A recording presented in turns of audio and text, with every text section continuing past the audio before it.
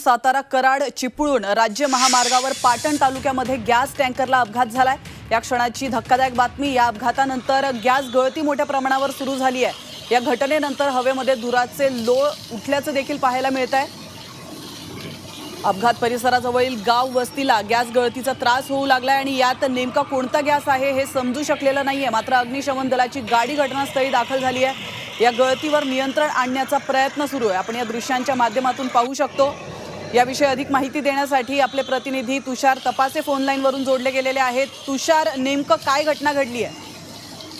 हा कराड चिपळूण राज्यमार्ग जो आहे त्यावरून हा टँकर निघाला होता आणि त्याच वेळी या चालकाचं नियंत्रण सुटलं आणि त्यामुळे हा अपघात झालेला आहे। आणि या टँकर मधून मोठ्या प्रमाणात गॅस जो आहे तो बाहेर पडायला लागला आणि आजूबाजूच्या ग्रामस्थांना त्याच्यानंतर त्या त्रास जाणवू लागल्यानंतर अनेकांनी याबाबतची तक्रार केल्यानंतर अग्निशमन दलाच्या गाड्या त्या ठिकाणी पोहोचलेल्या आहेत आणि ती आग आता आटोक्यात जी धूर आहे बाहेर पडतोय, ज्या ठिकाणाहून लिकेज होत आहे ते लिकेज आता थांबवण्याचा प्रयत्न आता त्या ठिकाणी सुरू आहे। नक्कीच, धन्यवाद तुषार, तुम्ही दिलेल्या महत्त्वपूर्ण माहितीबद्दल।